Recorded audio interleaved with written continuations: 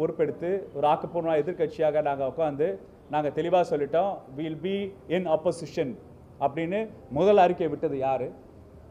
6 மாதம் நாங்கள் நீங்கள் ஆக்கப்பூர்வமாக செயல்படுறீங்க இல்லையான்னு சொன்னது யார்? அப்போ விடப்பட்ட அறிக்கை 2 அறிக்கை தானே. 1000 ரூபாய் அறிக்கைக்காக எங்கள் தமிழ்நாட்டு முதல்வர் கொடுத்தாரு. அப்போ நீங்கள் குதிரை பேரம்பில் ஈடுபடுறீங்க, இது ஜனநாயகத்துக்கு ஒவ்வாத விஷயம். 2வது அறிக்கை விட்டார், அவ்வளோதான். அந்த 2 அறிக்கை தான், இந்த 2 அறிக்கை தான் நடந்த சம்பவம் தானே. உங்கள் நிர்வாக சீர்கேடுகள் பற்றியோ இல்லை நிர்வாகத்தன்மை பற்றியோ சரி டைம் கொடுப்போம் என்றார். ஆனால் நீங்கள் ஆணவத்துடன் அதிகாரத்துடன் இன்றைக்கி மக்கள் சந்திப்பில் எங்களை விமர்சனம் பண்ணியிருக்கீங்க.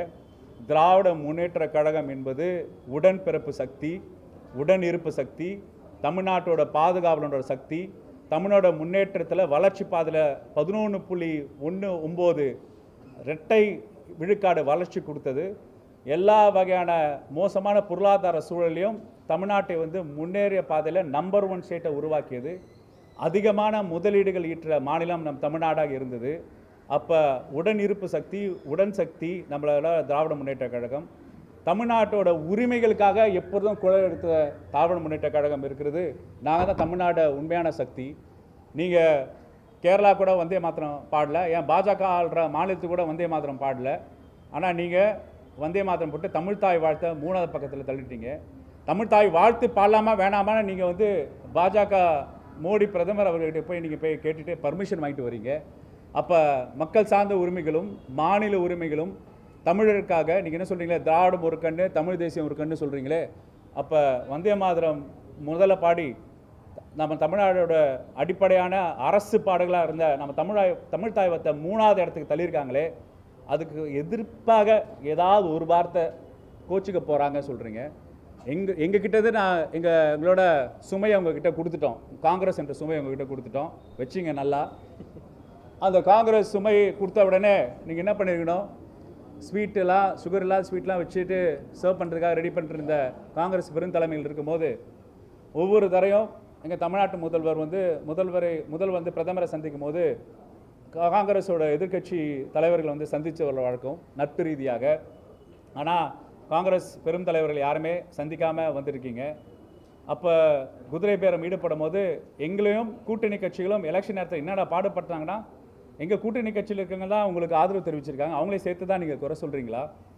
அப்போ ஒரு முதல்வராக நீங்கள் எதிர்பார்ப்போடு காத்திருக்கும் தமிழ்நாட்டு மக்களுக்கு நீங்கள் பண்ணும் நடவடிக்கைகளும் நீங்கள் பண்ண போகிற விஷயத்தையும், ஏன்னா ஒரு முதல்வர் மக்கள் சந்திப்பப்போ பல்வேறு திட்டங்களை அறிவிப்பாங்க.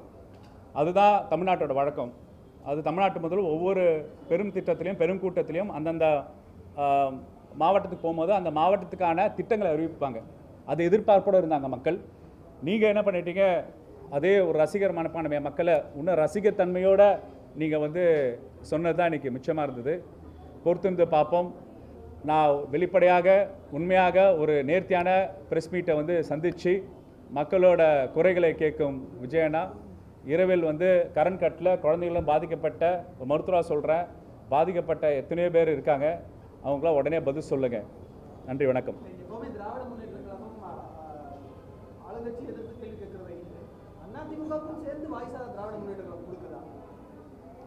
ரொம்ப தெளிவாக எங்களோட திமுக தலைவர் ரொம்ப பதில் சொல்லிட்டாரு. என்ன பதில் சொல்லிட்டாருன்னா, அந்தந்த அரசியல் கட்சிகளோட நிலைப்பாடை பற்றி நாங்கள் தலையிடல. அந்தந்த அரசியல் கட்சியோட நிலைப்பாடு எப்படி இருக்குன்னு அவங்க இண்டிபெண்ட்டாக எடுத்துன்னு சொல்லிட்டார். ஸோ அப்போ யாருக்காக நாங்கள் வக்காலத்து வாங்கினதுக்கான விஷயங்கள் கிடையாது. சார், அப்போ என்னன்னா இப்போ மேகதாதான ரொம்ப பெருசாக போயிட்டு இருக்கு, மும்மொழி கொள்கை பிரச்சனை போயிட்டு இருக்கு, அண்டு இந்த தொகுதி மறுபடியும் இன்னைக்கு பாஜக டாபிக் எடுத்திருக்கு. பட் முதலமைச்சராக விஜய் இன்னைக்கு ஃபர்ஸ்ட் டைம் பேசுறாரு. ஆனால் அமித்ஷா, மோடி, ஒன்றிய அரசு இது எந்த வார்த்தையும் சொல்லவே இல்லை. இது எப்படி பார்க்குறீங்க அவர் நிலைப்பாட்டை? இல்லை, அதுதான் சொல்கிறேன். அவர் தாவேகா தலைவர், அப்புறம் விஜய் ரசிகமன்ற தலைவராக இன்றைக்கி அவர் பேசுகிற பேச்சுக்கும் அவர் தமிழ்நாட்டு முதல்வர் ஆகிட்டாருன்னா அவர் உள்ளார்ந்து உணர்ந்ததானா நீங்கள் சொல்கிற இந்த குரூஷியல் இஷ்யூஸை அட்ரஸ் பண்ணியிருக்கணும். ரொம்ப தெளிவாக வரப்போகிற கர்நாடகா முதல்வர் டிகேஎஸ் என்ன சொல்கிறாருன்னா, திமுக இருந்தனால எங்களுக்கு தடையாக இருந்தது. திருப்பி சொல்கிறேன், திமுக இருந்தனால மேகதாது தடையாக இருந்தது. அப்படின்னா திமுக மேலே காங்கிரஸ் பேரேக்கும் பயந்துருக்காங்க. திராவிட முன்னேற்ற கழகம் தமிழ்நாட்டு உரிமைகளுக்காக எவ்வளோ தூரம் சண்டை போடுறேன் நான் சொல்லி அவசியம் இல்லை.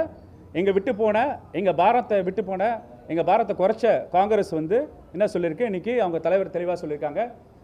வரப்போகிற முதல்வர் என்ன சொல்கிறாரு, மேகதாது திமுக இல்லை. அப்போ திமுக இல்லைன்னா ஒரு வீக்கான லீடர் வந்துட்டார் தான் அவர் சொல்கிற நிலைமை இருக்குது. நீங்கள் சொல்கிற மாதிரி ஸ்ட்ராங்காக நம்ம முதல்வர் விஜய் அண்ணா வந்து ஸ்ட்ராங்காக மேகதாது பற்றி அவர் அட்ரஸ் பண்ணியிருந்தாருன்னா இந்த மாதிரி மெசேஜ் போகும்.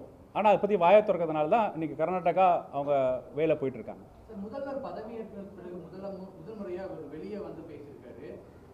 வெளியே வந்து பேசியிருக்காரா? வெளியேனா எங்க? வந்து அல்ல, நீங்கள் திருப்பி சொல்லுங்கள். வெளியே வந்து எங்கே பேச சொல்லுங்கள். நீங்கள் ஊடகவியாளர் தானே. வெளியே வந்து பேசுறதுக்கும் நீங்கள் வந்து ஸ்டேஜ் செட் பண்ணுற பேச வித்தியாசம் இருக்கா? இதுதான் வெளியே வந்து பேசுறது. அதாவது வந்து பேசியிருக்காரு. நீங்கள் கேட்டு அட்டம் பண்ணியிருக்கீங்களா? அவர் வெளியே பேசுமா அட்டம் பண்ணியிருக்கீங்களா? அட்டன் பண்ணிருக்காரு. என்ன வந்தது பதில் உங்களுக்கு?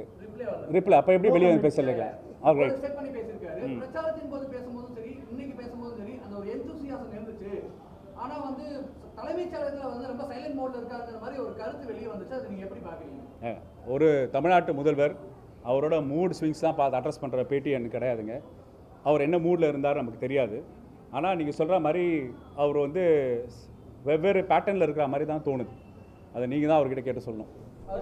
உங்க கூட்டணியில் அங்கம் வகிச்ச ஐஎம்எல்லா இருக்கட்டும், இல்லை கம்யூனிஸ்ட் கட்சிகளாக இருக்கட்டும், அவங்களாச்சும் வந்து நாங்களுடைய செயற்குழு கூட்டத்தை கூட்டி நாங்கள் வந்து பண்ணுறது எப்படி இருக்கணும். ஐஎம்எல் அவங்க உடனுக்குடன் வந்து முன்னாள் முதலமைச்சர் வீட்டில் சந்திச்சாங்க. ஆனால் இப்போ என்ன சொல்றாரு, ஐஎம்எல்லுடைய தேசிய தலைவர் என்ன சொல்றாங்க, ஏற்கனவே இந்த டாக்ஸ் போச்சு, திமுக அதிமுக டாக்ஸ் போச்சு. அதே மாதிரி குளத்தூர்ல முதலமைச்சர் உங்களுக்கு ரொம்ப கிளியராக சொல்லிடுறாங்க. நாங்கள் எதிர்கட்சி தலைவராக உட்கார போகிறோம். திமுக எதிர்கட்சி ஃபஸ்ட்டு ஸ்டேட்மெண்ட் நாங்கள் தான் விட்டோம். இதே அறிவியல் ஹெட் குவார்ட்டர்ஸில் நீங்கள் டாக்குமெண்ட் பண்ணியிருக்கீங்க. We will stay in opposition. Lead of opposition declare பண்ணி அப்போசிஷன் உட்காந்துட்டோம். நீங்கள் இந்த பேக்ரவுண்டில் போச்சு, இது போச்சு, இந்த இன்ஃபர்மேஷன் போச்சுன்னா ஐஎம்எல்லோ விடுதலை சிறுத்தைகளோ எங்ககிட்ட இருக்கும்போது இதில் பற்றி பேசாமல் நீங்கள் ஆப்போசிட் கேம்பில் போயிட்டு பேசுறது தான் வியப்பாக இருக்குன்றேன். சரி, இப்போ அதே மாதிரி உங்கள் கூட்டில் அங்கம் வகிக்கக்கூடிய மதிமுக முதன்மைச் செயலாளர் இன்னைக்கு என்ன சொல்றாரு அப்படின்னா, முதலமைச்சர் சந்திச்சு பூங்கொத்து வழங்கியிருக்கிறாரு. அதே மாதிரி துரதிருஷ்டவசமாக நாங்கள் உதயசூரிய சின்னத்தில் போட்டியிட்டனால எங்களால் ஆதரவு கொடுக்க முடியல. திருப்பியும் சொல்கிறேன், இது டிஎம்கே திராவிட முன்னேற்ற கழகம் தமிழ்நாட்டோட கழக தலைவர் என்ன சொல்லிட்டார், முன்னாள் முதல்வர் என்ன சொல்லிட்டாருன்னா, ஒரு அரசியல் கட்சி எடுக்கிற பிரின்சிபல் ஸ்டாண்ட் அது அவங்களோட இண்டிபெண்டன்சி, அது அவங்களோட ஃப்ரீடம். அவங்க ஸ்டாண்ட்ஸ் பற்றி திமுக எப்போதும் கவலைப்பட்டது கிடையாது. சார், அதே மாதிரி என்னன்னா பிரதமர் மோடி எப்பவும் பத்திரிகை சந்திக்க மாட்டாரு. பட் அவர் பேசும்போது எல்லாத்துக்கும் நேர்தா காரணம்னு சொல்லுவாரு. இப்போ விஜய் இன்னைக்கு பிரச்சனை சந்திரிக்காட்டியும் எல்லாத்துக்கும் முந்தைய ஆட்சியாளர் தான் காரணம் சொல்றாரு. பட் ரெண்டு பேர் பேசுறது ஒரே மாதிரி தான் இருக்கு. அவங்க தான் காரணம், அவங்க தான் பழி போராட்டத்தை தவிர எந்த பொறுப்பு எடுத்துக்க மாட்டேங்கிறாங்க. இது எப்படி பாக்குறீங்க? இல்லை, அதுதான் சொல்கிறேன்ல, நீங்கள் வந்து பதவி என்பது வேற, பொறுப்பு என்பது வேற. பதவியை வந்து பொறுப்பாக பார்த்துட்டு அந்த பதவிக்கு உண்டான வேலைகளை பண்ணுறது தான் ஆக்கப்பூர்வமான வேலைகள் ஒரு முதல்வர் அழகு. இப்போ திருப்பியும் நான் வந்து போராட்ட மோடு, அப்புறம் எதிர்கட்சியில் பண்ணி உட்காந்து இருக்கிற மோடு, அதுக்கப்புறம் நான் ஒரு அரசியல் கட்சி தலைவரான மோட்லேருந்து விஜய் அவர்கள் முதல்வர் மோடுக்கு மாறணும். ஏன்னா பொசிஷன் ஆஃப் ரெஸ்பான்சிபிலிட்டி, அந்த பொசிஷன் ஆஃப் ரெஸ்பான்சிபிலிட்டிலேருந்து நம்ம பேர்னிங்கான இஷ்யூஸை அட்ரஸ் பண்ணுறதுக்கான விஷயம். இப்போ ஒன்றும் இல்லை, நான் டைம்லைன், இந்த டைம்லைனுக்குள்ளே நான் மின்வெட்டுகளை நான் சரி பண்ணிவிடுவேன், இந்த மின்வெட்டுகள் இனிமேல் நடக்காது, இந்த டைம்லைன்லேருந்து நான் என்னோட தேர்தல் அறிக்கையில் நான் சொன்ன அந்த 500 இல்லாமல் 200 யூனிட் வந்து 1 மந்த் பில்லை நான் வந்து ஃப்ரீயாக கொடுப்பேன், இந்த டைம்லைனுக்குள்ளே கொடுப்பேன், இந்த டைம்லைனுக்குள்ளே நான் அறிவித்த 2500 ரூபாய் மகளிர் உரிமை தொகையை நான் வந்து கொடுத்துருவேன், இந்த டைம்லைனுக்குள்ளே நான் வந்து மூதாட்டிகளுக்கு 3000 ரூபாய் கொடுப்பேன், இந்த டைம்லைனுக்குள்ளே வேலையில்லா பட்டதாரிகளுக்கு 4000 ரூபாய் கொடுப்பேன் என்று டைம்லைன் சொன்னால் கூட ஒரு முதல்வர் ஓகே ரெஸ்பான்சிபிள் ஸ்டேட்மெண்ட் விடுறாரு, இந்த டைம்லைனுக்குள்ளே அவர் மேனிஃபெஸ்டோ வந்து அட்ரஸ் பண்ணுறாருன்னு. ஏன்னா மேனிஃபெஸ்டோ தேர்தல் அறிக்கையிலேருந்து மக்கள்கிட்ட கொடுத்து மக்கள்கிட்ட பிரச்சாரம் வைத்து நீங்கள் ஜெயிச்சு வந்துட்டீங்க. இப்போ அந்த மேனிஃபெஸ்டோவில் இந்த டைம்லலாம் இந்த டியூரேஷன் இந்த பிளான் இருக்குன்னு அவர் வந்து சொல்லியிருந்தா அது ஒரு லாஜிக்கு. திருப்பியும் வந்து ஏதோ திமுக தான் இன்னும் ஆளுங்கட்சியாக இருக்கிற மாதிரியும் திமுக வந்து பொறுப்பில் இருக்காமல் மறுபடியும் திமுக வந்து விமர்சனம் பண்ணுறது அவருக்கு உண்டான பொறுப்புகள் வந்து தட்டி கழிக்கும் தான். நான் சொன்னல பூமராங், அந்த ஏரோ அவர் பக்கம் நீக்குது, திருப்பி அந்த ஏரோவை மாற்றி விடுற முயற்சி தான். சார், இந்த 6 months அவங்களுக்கு டைம் பீரியட் கொடுக்குறதுன்ற நிலைப்பாட்டில் திமுக உறுதியா இல்லை? இன்னும் இப்போ 1 மாதம் முடிஞ்சிருச்சு, இன்னும் 5 மாதம் டைம் கொடுக்குறீங்களா இல்லை குயிக் ஆக்ஷன் இப்போ? மீடியா நீங்கள் என்ன நினைக்கிறீங்க? திமுக வந்து 1 மாதத்துக்கு 6 மாதம் கொடுத்ததுக்கே நம்மளோட விஜய் அண்ணா முதல்வர்னால திமுக தூரக்க போயிடுச்சுன்னு சொல்கிறாரு. திமுக எப்போதும் மக்களோட தான் இருக்குது, மக்களோட நெருக்கமாக தான் இருக்குது. ஸோ மக்களுக்கு பாதிக்கப்பான விஷயத்தை வந்து குரல் எழுப்பது ஒரு தார்மீக எதிர்கட்சியோட கடமை. இப்போ நாங்கள் வந்து கொஸ்டின் பண்ணனா உரிமை தொகை மக்களுக்கு போய் சேர்ந்துருக்குமான கொஸ்டின் பேலாக இருக்குது. நான் கொஸ்டின் பண்ணனால உரிமை தொகை கொடுத்தாலும் ஒரு முடிவு வர்றாங்க. அப்போது வந்து தமிழ்நாடு அரசாங்க இயந்திரம் ஒரு இயந்திரங்க, அது ஒரு கப்பல் மாதிரி. அந்த கப்பல் யார் ஓட்டிகிட்டு போகிறா, அந்த கப்பலில் இருக்கிற யார் ஸ்டேர் பண்ணுறா, எந்த பர்பஸ்க்காக ஸ்டேர் பண்ணுறது அப்படின்னு. அப்போ இங்கே 2021 2026க்காக ஒரு பெரிய நிதி பற்றாக்குறை இருக்கிற சூழலையும் நம்ம வந்து வளர்ச்சி விழுக்காடு காட்டி மக்களுக்கு நலத்திட்டங்கள் கொடுத்து சமூக பொருளாதாரத்தில் பல்வேறு கட்டமைப்புகள் கட்டி பிறகு கல்வி மாணவர்களிலிருந்து தொடர்ந்து முதியவர்கள் வரைக்கும் அனைத்துக்கான ஒரு திட்டங்களை தீட்டி அந்த கப்பலை வந்து மாநில உரிமைக்காகவும் மாநில சுயாட்சிக்காகவும் சமூக நீதிக்காகவும் ஒன்றிய அரசோட இடர்பாடுகள்லேருந்து விலகி டிரைவ் பண்ண ஒரு ஷிப். இப்போ வந்து விஜய் அவர்கள் அந்த ஷிப்பை டிரைவ் பண்ணுறாரு. அந்த ஷிப்பை வந்து எப்படி போகுது, எப்படி மூமெண்ட் ஆகுது அப்படின்னு சொல்கிறது வருங்காலம் தான் முடிவு பண்ணும். உங்கள் ட்விட்டர் அக்கௌண்ட்டில் ஒரு 17ஆம் தேதி ஒரு ட்வீட் ஒன்று போட்டிருந்தீங்க. அதில் வந்து 60 வயசுக்கு மேலே உள்ளவங்களுக்கு இடம் இல்லைங்கிற மாதிரி ஒரு கருத்து வந்து ஏதாவது பேசப்படலாம். இளைஞர்களுக்கு வாய்ப்பு கொடுக்கணுங்கிறத முன்னிறுத்தி இல்லை, இப்போ தமிழ்நாட்டு முதல்வர் வந்து நம்ம திமுக தலைவர், சாரி அடிக்கடி எனக்கு பழக்கனால அப்படியே சொல்லிட்டுருக்கேன் நான், சாரி, கழக தலைவர் தமிழ்நாட்டோட முன்னாள் முதல்வர் என்ன பண்ணியிருக்காருன்னா கருத்து கேட்புக்காக பல அவென்யூஸ் வந்து ஓப்பன் பண்ணியிருக்காரு. இப்போ நிறைய பேர் இளைஞர்கள் திராவிட முன்னேற்ற கழகத்தோட தேவை புரிந்து நிறைய பேர் வந்து வராங்க. அப்போ வந்து தலைமை வந்து தன்னோட அடிப்படையில் திராவிட முன்னேற்ற கழகம் தன்னோட பொதுக்குழு செயற்களை கூட்டு பல முடிவுகளை எடுப்பாங்க. அது வருங்கால திராவிட முன்னேற்ற கழகம் எதிர்காலத்துக்கான அடிப்படை அமையும். இதன் மூலம் இளைஞர்களுக்கு முக்கியத்துவம் தரப்படும் எடுத்துக்கலாமா? வருங்காலத்தில் உள்ளாட்சி தேர்தல் வரப்போகுது, நாடாளுமன்ற தேர்தல் வரப்போகுது, இந்த முறையே பல இப்போ ஜூன் 3ஆம் தேதி முத்தமிழர் கலைஞரோட பிறந்தநாள். அப்போ ஜூன் 3க்கு அறிவிப்புகள் வரும். நீங்கள் அப்போ திருப்பி ஒன்று அதை மீட் பண்ணுவோம். அப்புறம் என்னன்னா ஸோ உங்கள் தலைவரும் சிஎம்மாக இருக்கும்போது அத்லேட்டரோட பதவியாக இருப்பார், நம்ம சென்னை உயர்நீதிமன்ற நீதிபதி பதவியாக இருக்கும். அப்போ இதே மாதிரி தான் பின்பற்றப்படுது அப்படின்ற தாவே இல்லையா, அது நீங்கள் லாஜிக்கலாக இருக்கணும். இப்போ நீங்கள் தமிழ் தாய் வாழ்த்து எப்படி கொண்டு வந்தாங்க, அது தமிழ் தாய் வாழ்த்து அரசு படலை கொண்டு வந்து பேஸ் பண்ணிட்டாங்க. அப்போ அரசு படலாக நிர்ணயிக்கும் போது இது இந்த இஷ்யூ ஃபாலோ பண்ணிட்டு தான் இருக்கும். அந்த மாதிரி எவிடன்ஸுக்கு வீடியோஸ் இதாக வந்திருக்கேன் இல்லையே, அரௌண்ட் செக் பண்ணிட்டு சொல்கிறேன் சார். அப்புறம் அமைச்சர்கள் வந்து மக்களால் தேர்ந்தெடுக்கப்பட்டாங்க, அவங்க மக்கள் கேள்வி பதில் சொல்லணும். பட் ஊடகங்கள் வந்து அமைச்சர்கள்ட்ட போனால் நோ கமெண்ட்ஸ், சிம்பிளி வேஸ்ட் அப்படின்னு இன்னைக்கு அமைச்சர் கீர்த்தன் வந்து ரிப்போர்ட்ஸை பார்த்து ஓடிட்டாங்க. இப்படி எந்த அமைச்சருமே பதில் சொல்லினா மக்களுக்கு எப்படி பதில் கிடைக்கும், அரசு இயங்குறது எப்படி தெரியும்? அதான் சொல்கிறேன். இப்போ அது வந்து முதல்வராக விஜய் வந்து அவங்களோட அமைச்சர் பெருமக்கள் கூப்பிட்டு நான் கூட சந்திக்கலை, அட்லீஸ்ட் நீங்களாவது சந்திங்க, நீங்களாக உண்மையாக வந்து மக்களுக்கு பதில் சொல்லுங்கன்னா அவர் வந்து அட்வைஸ் கொடுக்கணும். ஏன்னா முதல்வர் அவங்க அமைச்சரவை சகாக்களுக்கு வந்து ஊடகங்களுக்கு கேட்குற கேள்விக்கு நின்று பதில் சொல்லிட்டு போங்க, அவங்க அட்வைஸ் பண்ணுங்க. தேங்க்யூ.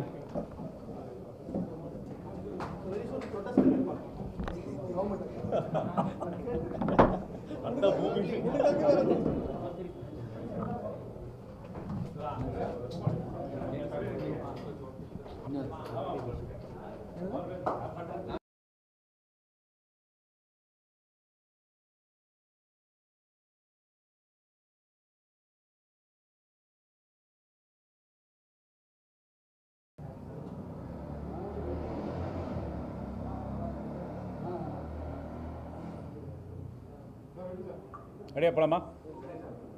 அனைவருக்கும் வணக்கம். இன்றைக்கி அருமையான ஒரு ப்ரெஸ் மீட்டை வந்து இன்றைக்கி அண்ணா அறிவாலயத்தில் உங்களெல்லாம் பார்க்கறதுல ரொம்ப மகிழ்ச்சி அடைகிறேன். தேர்தலுக்கு அப்புறம் பார்க்குற முதல் ப்ரெஸ் மீட். தமிழ்நாட்டு மக்கள் ஒரு 2026 இருக்கிற 1000 விளக்கு தொகுதியில் இருக்கிற வாக்களித்த என்னோட மக்களுக்கு எல்லாருக்கும் முதல் நன்றி தெரிவித்துக் கொள்கிறேன். இன்றைக்கி பார்த்தீங்கன்னா இன்றைக்கி நம்மளோட சிஎம் விஜய் அண்ணா வந்து இன்றைக்கி திருச்சியில் ஒரு பெரிய கூட்டம், ஒரு கேப்டிவ் ஆடியன்ஸான கூட்டத்தை மொபிலைஸ் பண்ணி டோக்கன் போட்டு கியூஆர் கோடு கொடுத்து இன்றைக்கி வந்து மக்களை சந்திப்புன்னு சொல்லியிருக்காரு. அதுக்கு முன்னாடி உங்களோட ஊடகவியாளர்களாக நான் வந்து உங்களை ஒரு கேள்வி கேட்குறேன். நீங்களும் அவர்கிட்ட ப்ரெஸ் மீட்காக எத்தனையோ தடவை போய் மைக்கை வந்து எழுப்புறீங்க சிஎம் விஜய் அண்ணா கிட்ட. அவர் கொஞ்சம் நிறுத்தி திரும்பி நீங்கள் கேட்குற கேள்விகளுக்கு அவர் பதில் சொல்வாரோ நானும் தொலைக்காட்சி பார்த்து கொண்டே இருக்கிறேன். அது மாதிரி ஒரு சம்பவமும் நடக்க மாட்டேங்கிறதா ஒரு வருத்தமாக இருக்குது.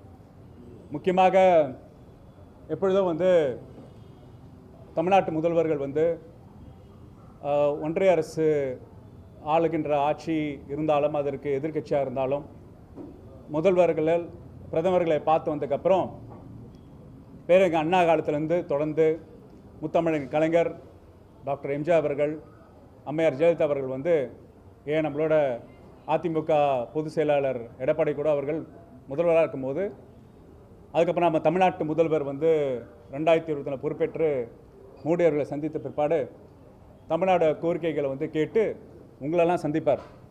எல்லாரும் சந்தித்தாங்க. எல்லாரும் சந்தித்து ஊடகவியாளர்கள் கொடுக்கும் கேள்விக்கு வந்து பதில்கள் வந்து நேர்த்தியாக பதில் சொன்ன வழக்கம் இருந்தது. அப்போ வந்து டெல்லியில் வந்து ஊடகவியாளர் கேட்குறார், சார் இது ஒரு ரூல், இது ஒரு டிக்டம், செல்வி ஜெயலலிதா அவர்களே வந்து பதில் சொல்லிட்டு போவாங்க, ஏன்னா செல்வி ஜெயலலிதா சொல்கிறாங்கன்னா அவங்களே பதில் சொல்லிட்டு போவாங்க. சார் கொஞ்சம் பதில் சொல்லுங்கள் சார் அப்படி சொல்லும்போது அவசரமாக காரில் ஏறி போன விஜயண்ணா வந்து சரி இன்னைக்கு பேசாமே இருக்கிறோம், மக்களை சந்திப்போம் சொல்லிட்டு இன்றைக்கி வந்து திருச்சியில் ஒரு கேப்டிவ் ஆடியன்ஸ் கூப்பிட்டு மொபிலைஸ் பண்ணி பொதுமக்கள் இல்லாமல் சந்திக்க இல்லாமல் ஒரு மக்கள் பொதுக்கூட்டம் எல்லாம் வெற்றி கூட்டம்லாம் நடத்துவாங்களா அது மாதிரி இல்லாமல் திருச்சியில் வந்து இன்றைக்கி ஒரு நிகழ்ச்சி பண்ணியிருந்தார். அதில் வந்து மக்களை பார்த்து கேட்குறாரு. அப்போ எனக்கு என்ன புரியுதுன்னா பேருங்க அண்ணா தான் ஞாபகம் வர்றாரு. என்னடா பேருங்க அண்ணா எப்பொழுது என்ன சொல்லுவார்னா, எதிர்கட்சியாக இருக்கும்போது கிண்ணத்தை எப்படி வேணாலும் சுற்றலாம், ஆனால் ஆளுங்கட்சி இருக்கும்போது நெய் கரண்டி முதல்ல நெய்யை தாங்கிய கரண்டி போல் இஷ்டத்துக்குலாம் சுற்ற முடியாது. இன்றைக்கி விஜயண்ணா வந்து அவர் தாவைக்கா தலைவர் வந்து மக்கள் அவரை தமிழ்நாட்டு முதல்வராக அவருக்கு தேர்ந்தெடுக்காங்க. அவர் தமிழ்நாட்டு முதல்வராக அவர் இன்றைக்கி பேசினாரா இல்லை தாவைக்கா தலைவராக பேசினான்னு என்ற பெரிய குழப்பம் ஏற்பட்டிருக்க நிலையில் இருக்குது. ஏன்னா நீங்கள் தமிழ்நாட்டு முதல்வராக அமர்ந்து கொண்டு அனைத்து வகையான ஆட்சி அதிகாரம் பெற்றுக்கொண்டு இன்றைக்கி வந்து நீங்கள் மேடையில் வந்து பேசும்போது நீங்கள் அதே நேரேட்டிவ், என்ன நேரேட்டிவ்னா நீங்கள் வந்து ஆளுங்கட்சி ஆகிறதுக்கு முன்னாடி தேர்தல் பிரச்சாரத்தை என்ன யுக்தி முறையை கண்டீங்களோ அதே நேரேட்டிவை வந்து மக்களுக்காக சொல்கிறார். இப்போ பொறுப்பு அவர் கையில் இருக்குது, மக்கள் அதிகாரம் கொடுத்துருக்காங்க, அனைத்து அதிகாரங்களும் கொடுத்துருக்காங்க. அந்த அதிகாரத்தை கொண்டு நான் என்ன அந்த தமிழ்நாட்டுக்கு பண்ண போகிறேன்னு ஒரு விஷன் ஸ்டேட்மெண்ட் கொடுத்தாருன்னா நம்ம கேட்கலாம். ஆனால் திருப்பியும் திராவிட முன்னேற்ற கழகத்தை தலைவரையும் அவர் வந்து முன்ன சிஎம் சார் சொன்னார், இப்போ ஸ்டாலின் சார் சொல்கிறார் விஜயண்ணா, அவர் வந்து பதில் சொல்லி திருமண நிகழ்வுகளை வந்து புலம்பிட்டிருக்கார் சொன்னார். விஜயண்ணா உங்களுக்கு நல்லா தெரியும், எங்களோட திருமண மேடை தான் எங்களோட பிரச்சார மேடை, சுயமரியாதை கல்யாணம் பண்ணுறது தான் எங்களோட நெறி. அந்த சுயமரியாதை கல்யாண மேடையில் மக்களுக்கு வந்து அறிவு சார்ந்த கருத்துக்களும் பகுத்தறிவு கருத்துக்களும் அதே நேரத்தில் அரசியல் கருத்துக்களும் விழிப்புணர்வு ஏற்பது கடமை ஒரு திராவிட முன்னேற்ற தலைவருக்கு பொறுப்பு இருக்கிறனால தான் எங்கள் அனைத்து திருமண மேடையும் எங்களுக்கு பிரச்சார மேடை தான். கொஞ்சம் வரலாற்றுலாம் அப்படி கொஞ்சம் படிச்சிருந்தா தெரியும், ஸ்கிரிப்ட் எழுதினா படித்தா அந்த வரலாற்று தெரியாதனால அவர் வந்து இப்படி பேசியிருக்காருன்னு நினைக்கிறேன். அப்போ இன்னொன்று வேடிக்கையான விஷயங்கள் நிறைய விஷயங்கள் வந்து போகிற பக்கம் அப்படியே சொல்லிட்டு போயினார். என்ன நீங்கள் 6 மாதம் எங்களுக்கு டைம் கொடுக்குறோன்னு சொன்னீங்க, அதுக்குள்ளே நீங்கள் உங்களோட எதிர்கட்சி பிரச்சாரத்தை ஆரம்பிச்சிட்டிங்களே அப்படின்னு சொல்கிறாரு. ஏன்னா மக்கள் எல்லாம் ரோட்டில் வந்து எப்படி அவதிப்பட்டு இருக்காங்க, எந்த போராட்டத்தை பண்ணிகிட்டு இருக்காங்கன்னு தயவுசெய்து கொஞ்சம் பாருங்கண்ணா. இபி இஷ்யூ பற்றி சொன்னீங்க, நீங்கள் சொல்லதுக்கு முன்னாடி என்ன சொன்னீங்க, நீங்கள் மந்த்லி பில் கொண்டு வருவீங்கன்னு சொன்னீங்க. மந்த்லி பில்லில் வந்து 200 யூனிட் ஃப்ரீன்னு சொன்னீங்க. அதாவது ஆட்சி முடிஞ்ச அடுத்த நாள் நான் வந்து நடைமுறைப்படுத்தினேன்னு நீங்கள் டைலாக் விட்டீங்க. ஆனால் இன்றைக்கி பை மந்த்லி பில்லு தான், அதே 100 யூனிட் தான். 500 யூனிட் பை மந்த்லி தானா தான் பை மந்த்லி பில். 2 மாதத்துக்கு ஒரு பில் 500 யூனிட் தானா நீங்கள் கொடுக்குற சலுகை இல்லைன்னு கண்டிஷன்ஸ் போட்டு சொல்கிறீங்க. உங்களுக்கு எல்லாம் தெரியும், நகர்ப்புற வாழ்விடக்கூடிய பகுதியில் வெப்பம் தாங்காமல் ஒரு ஏசி இருக்கிற வீடுகள் தெரியும். ஒரு ஏசி போட்டாலே 500 யூனிட் தாண்டிடும். அப்புறம் கொடுக்குற மாதிரி கொடுத்து அப்புறம் பெற மாதிரி பெறது தான் உங்களோட மாற்றமான ஆட்சியான்னு நான் கேள்வி கேட்குறோம். இன்னொன்று வியப்பாக இருந்தது என்னன்னா, செல்வி அம்மையார் அவர்கள் தான் 100 யூனிட் கொடுத்தாங்கன்னு சொன்னாங்க. அந்த 100 யூனிட்டோட தொடக்கம் எங்கே தெரியுமா இருந்தது விஜயண்ணா? 1989 முத்தமிழின் கலைஞர் அனைத்து விவசாயிகளுக்கும் மின்சாரம் இலவசம் கொடுத்தார்ல, அங்கேருந்து ஆர்ஜென்ட் ஆச்சு. எப்பப்பெல்லாம் ஒரு திட்டங்கள் ஆரம்பிக்கும் போது அந்த திட்டங்கள் தொடக்கத்தை நடைமுறைப்படுத்தி அது விரிவுபடுத்தி புதுமைப்படுத்த தான் இந்நாள் வரைக்கும் தமிழ்நாட்டில் வந்துட்டு இருந்தது. நீங்கள் என்ன பண்ணீங்க, புதுமைப்படுத்திருக்கீங்க இந்நாள் வரைக்கும் எல்லாமே தொடர்கிறது. என்ன தொடர்கிறது? மகளிர் உரிமை தொகை வந்து அறிக்கையாக விட்டார் எங்கள் தலைவர். நீங்கள் 6 மாதம் கழிச்சு அமைதியாக இருக்கீங்க, ஏன் அறிக்கையை விட்டாருன்னா நீங்கள் 1000 ரூபாய் கொடுக்க முடியாது, கொஞ்சம் சரி பார்த்துட்ருக்கோம் அப்படின்னு சொல்லும் போது மகளிர் எல்லாமே பயங்கர கோபமானால தமிழ்நாட்டு மக்களுக்காக அவர் ஆரம்பித்த மகளிர் உரிமை திட்டம் வந்து மக்கள் கொண்டு போய் சேர்க்கணும் என்று ஆக்கப்பூர்வமான எதிர்க்கட்சி தலைவராக ஒரு அறிக்கை விட்டார். அதில் 1000 ரூபாய் நான் கொடுத்துறோம், அதுக்கப்புறம் நாங்கள் சரி பண்ணோம் நீங்கள் சொன்னீங்க. அது தொடரும் ஆயிடுச்சு. மக்கள் தேடிய மருத்துவம் திட்டம் தொடரும் சொல்லிட்டேங்க. காலை உணவு திட்டம் தொடரும் சொல்லிட்டாங்க. இன்றைக்கி தாய்மானவ திட்டம் தொடரும் சொல்லிட்டாங்க. அப்போ நீங்கள் தொடரும் தொடரும் தொடரும் சொல்வது திராவிட முன்னேற்ற கழகம் ஆட்சியிலோட சாதனைகளை தான் நீங்கள் தொடரும் தொடரும் தொடரும் சொல்லிட்டீங்களே. அப்போ நீங்கள் எந்த நிலையில் இருக்கீங்க? 100 யூனிட் செல்வி ஜெயலலிதா அம்மையார் சொல்கிறது கொடுத்தா அது எங்கேருந்து தொடக்கம்னா 1980 முத்தமிழிலிருந்து தொடக்கம். இன்றைக்கி மகளிர் உரிமை தொகை 1000 ரூபாய் யாரோட தொடக்கம்னா அது திராவிட மாடல் ஆட்சியோட தொடக்கம். இன்றைக்கி பார்த்தீங்கன்னா காலை உணவு திட்டம் திராவிட மாடல் ஆட்சியோட தொடக்கம். இன்றைக்கி புதுமை பெண் தமிழ் புதல்வர் திட்டம் நீங்கள் தொடக்கிறீங்கன்னா அது திராவிட மாடல் ஆட்சியோட தொடக்கம். அப்போ நாங்கள் அந்த தொடக்கத்தை கேள்வி கேட்குறோமே, அதுக்கு சொல்லும் முதல்வர் விஜயண்ணா, நீங்கள் சொன்னீங்க நான் அடுத்த நாள் அதிகாரம் எல்லா வகையான குற்றங்கள் பாலியல் குற்றங்கள்லாம் தீர்ந்துடும் நீங்கள். கிட்டத்தட்ட இந்த ஒரு மாத காலத்தில் எத்தனை பாலியல் வன்கொடுமைகள், எத்தனை ஆணவ படுகொலைகள் நடந்து கொண்டே இருக்குது. லா அண்ட் ஆர்டர் சிச்சுவேஷன் வந்து சந்திச்சிருக்கும் நிலையில் இருக்குது. மக்கள் வந்து நீங்கள் சொன்னீங்களே திராவிட முன்னேற்ற கழகத்தை பார்த்து நீங்கள் கேள்வி கேட்டீங்களே, ஒரு கொலை நடந்தாலும் 2 கொலை நடந்தால் தனியார் பட்ட சம்மந்தப்பட்ட விஷயங்கள் நடந்தாலும் நீங்கள் கேள்வி எழுப்பிட்டு இருந்தீங்களே, இப்போ அதே கேள்வி உங்கள் படி திரும்புறது. பூமராங் சொல்லுவோம். பூமராங்னா நீங்கள் விட்ட அம்பு திரும்பி உங்களை நோக்கி வருது. அப்போ அவங்க அம்பு உங்களை நோக்கி வரும்போது நீங்கள் என்ன சொல்கிறீங்கன்னா கொஞ்சம் டைம் கொடுங்கன்னு என்ற டைம் கேட்குறீங்க. பரவாயில்ல, திராவிட முன்னேற்ற கழகம் எங்களோட எதிர்க்கட்சி தலைவர் வந்து எங்களோட தமிழ்நாட்டோட எதிர்க்கட்சி தலைவர் எங்களோட இளைஞரணி செயலாளர் வந்து சட்டமன்றத்தில் வந்து கேள்வி எழுப்பினார். நீங்கள் நல்லா சொன்னீங்க, அதாவது பாமர ஏழை எளிய மக்கள் இளைஞர்கள் எல்லாமே சட்டமன்ற நடவடிக்கைகளை பார்க்க ஆரம்பிச்சிட்டாங்கன்னு. ஆமாம்மா, சட்டமன்ற நடவடிக்கையை பார்க்கும்போது என்ன ஷாக் ஆனாங்கன்னா, என்ன எதிர்க்கட்சி தலைவர் இந்த போடுறாரு, நம்மளோட முதல்வர் நல்லா டயலாக் பேசுவார், அப்போ இந்த டயலாக்லாம் ஏன் அவர் வந்து முதல்வர் நாக்காலையில் அமர்ந்து கொண்டு சட்டமன்றத்தில் ஏன் பதில் சொல்லாமல் அமைதி காத்தாருன்னு என்ற ஒரு கேள்வி கேட்குறாங்க. நான் கேட்கலங்க, விஜயண்ணா உங்களை வாக்களித்த மக்கள் கேட்குறாங்க. ஒவ்வொரு கேள்விகளுக்கும் பதில் சொல்லாமல் அமர்ந்து கொண்டு வேடிக்கை பார்த்துட்டு இருந்தீங்களே. ஊடகவியாளர்களை தர்க்க ரீதியாக, நியாய ரீதியாக, உரிமை ரீதியாக அவங்க கேட்குற கேள்விக்கு பதிலளிக்காமல் நீங்கள் போயிட்டுருக்கீங்களே. இந்த விஷயத்தை வந்து நீங்கள் பேசுகிறீங்க. குதிரை பேரம் என்ற விமர்சனத்தை வந்து தாங்கிக் கொள்ளாமல் நீங்கள் பெரிய அரசியல் மாம்பாக அனைத்து கட்சி தலைவர்களும் நீங்கள் போய் பார்த்தீங்க. அது ஏதோ தொடக்கம் போல பேசுகிறாங்க. எங்கள் அண்ணா 1967 ஆட்சி அமைத்தும் போது தந்தை பெரியாரை சந்தித்தது நினைவில்லையா? பெருந்தலைவர் காமராஜர் சந்தித்தது நினைவில்லையா?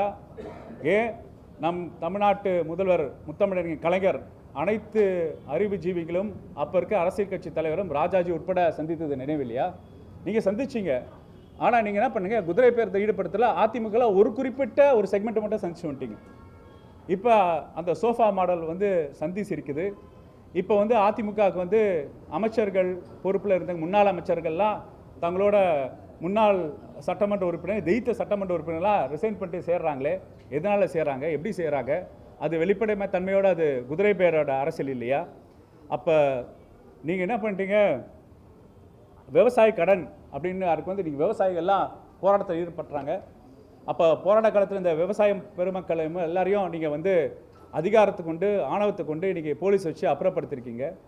ஏன் அப்படி அவங்க கோவப்பட்டாங்க, விவசாயிகள் வந்து போராட்டத்தில் ஈடுபட்டிருக்காங்கன்னா, ஏன்னா உங்களோட தேர்தல் அறிக்கையில் ரொம்ப தெளிவாக என்ன பண்ணுறீங்கன்னா, எந்த வகையான கண்டிஷன் இல்லாமல் அனைத்து விவசாய கடனை ரத்துன்னு சொல்லிட்டு நீங்கள் என்ன பண்ணுறீங்க, சிறு குறு தொழிலாளிகளுக்கு, சிறு தொழில் விவசாயிகளுக்கு மட்டும்தான் கொடுப்போம். அதுவும் நீங்கள் வந்து ஏக்கர் லிமிட்டேஷன்ஸ் கொடுக்குறீங்க. அப்போ விவசாய கடத்துக்கு நீங்கள் வந்து லிமிட் வைக்கிறீங்க. அப்போ அதை ஃப்ராக்ஷனேட் பண்ணுறீங்க, டேப்லோ காலம் போடுறீங்க. அப்போ நீங்கள் வந்து 100 யூனிட் ஜெயலலிதா அவர்கள் எடுத்துக்காட்டிங்கன்னா, முத்தமிழன் கலைஞர் 2006 விவசாய கடன் ரத்து எப்படி பண்ணியிருக்காங்க, தயவுசெய்து உங்கள் ரெக்கார்ட்ஸை போய் பாருங்கள், ரெக்கார்ட்ஸை போய் படிங்க விஜயண்ணா. முத்தமிழன் கலைஞர் அரசாணை 2006 எப்படி 7000 கோடி ரூபாய் விவசாயிகளுக்கு தள்ளுபடி பண்ணார், தயவுசெய்து அந்த ஜியோ எடுத்து பாருங்கள். ஏதாவது கண்டிஷன்ஸ் கேட்பாங்க. விவசாய கடன் மட்டும் இல்லை, டிராக்டர் கடன் மட்டும் இல்லை, ஜுவல் லோன் மட்டும் இல்லை. திராவிட மாடல் ஆட்சி அமைத்த பின் நம்ம தமிழ்நாட்டு முதல்வர் 2021 அவர் விவசாய கடன்களுக்கும் கோஆபரேட்டிவ் சொசைட்டியில் வாங்கின ஜுவல் லோனுக்கு எப்படி ரத்து பண்ணாருன்னு அந்த ஜியோ தயவுசெய்து பாருங்கன்னா, உங்களோட அதிகாரிகளை கேட்டு அந்த ஜியோவை படிச்சுட்டு அதுக்கேற்ற மாதிரி விவசாய கடன்கள் ரத்து பண்ணுறதுக்கு ஒரு ஆக்கப்பூர்வமான எதிர்க்கட்சியாக நாங்கள் வந்து எப்பொழுதும் பதில் சொல்கிறதுக்கு ரெடியாக இருக்கோம். உங்களுக்கு உதவத்துக்கும் நாங்கள் ரெடியாக இருக்கிறோம் விஜயண்ணா. நீங்கள் முதல்வராக செயல்பட்டு நீங்கள் பார்த்தீங்கன்னா 3 ஆட்சி மாற்றம் ஏற்பட்டது. ஒன்று கேரளாவில், இன்னொன்று வெஸ்ட் பெங்காலில். வெஸ்ட் பெங்காலில் இருக்கிற முதல்வர் அன்னபூர்ணி திட்டம் மகளிர் உரிமை தொகை 3000 ரூபாய் அதை அறிவிச்சிட்டாங்க. கேரளாவில் அமைந்த காங்கிரஸோட முதல்வர் அனைத்து பேருந்துகளுக்கும் இலவச பயணம் அறிவிச்சிட்டாங்க. 2021 கொஞ்சம் ஃப்ளாஷ்பேக் போகலாம் விஜயண்ணா. எங்கள் தமிழ்நாட்டு முதல்வர் கையெழுத்தது கோவிட் காலத்தில் பாதிக்கப்பட்ட மக்களுக்கு 4000 ரூபாய் ரேஷன் கார்டில் போட்ட கையெழுத்து உங்களுக்கு நினைவு இருக்குன்னு நினைக்கிறேன். விடியல் பயணம் கையெழுத்து போட்டது உங்களுக்கு நினைவு இருக்குன்னு நினைக்கிறேன். அப்போ நாங்கள் வந்து முதல் ஸ்டார்ட், எங்களோட ஸ்டார்ட் வந்து பெஸ்ட் ஸ்டார்ட். இப்போ நீங்கள் என்ன சொல்கிறீங்கன்னா, எங்களை பார்த்து மக்களை உங்களை தூர விலகி நிற்கிறாங்க சொல்கிறீங்க. மக்கள் வாக்களித்தாங்க. மக்கள் வாக்களித்தது அடிப்படையில் அது தார்மீக பொறுப்பெடுத்து ஒரு ஆக்கப்பூர்வ எதிர்க்கட்சியாக நாங்கள் உட்காந்து நாங்கள் தெளிவாக சொல்லிட்டோம், வில் பி இன் ஆப்போசிஷன் அப்படின்னு முதல் அறிக்கை விட்டது யார்? 6 மாதம் நாங்கள் வந்து நீங்கள் ஆக்கப்பூர்வமாக செயல்படுறீங்க இல்லையான்னு சொன்னது யார்? அப்போ விடப்பட்ட அறிக்கை 2 அறிக்கை தானே. 1000 ரூபாய் அறிக்கைக்காக எங்கள் தமிழ்நாட்டு முதல்வர் கொடுத்தாரு. அப்போ நீங்கள் வந்து குதிரை பேரத்தில் ஈடுபடுறீங்க, இது ஜனநாயகத்துக்கு ஒவ்வாத விஷயம். 2வது அறிக்கை விட்டார், அவ்வளோதான். இந்த 2 அறிக்கை தான், இந்த 2 அறிக்கை தான் நடந்த சம்பவம் தானே. உங்கள் நிர்வாக சீர்கேடுகள் பற்றியோ இல்லை நிர்வாகத்தன்மை பற்றியோ சரி டைம் கொடுப்போம் என்றார். ஆனால் நீங்கள் ஆணவத்துடன் அதிகாரத்துடன் வந்து இன்றைக்கி வந்து மக்கள் சந்திப்பில் வந்து எங்களை வந்து விமர்சனம் பண்ணியிருக்கீங்க.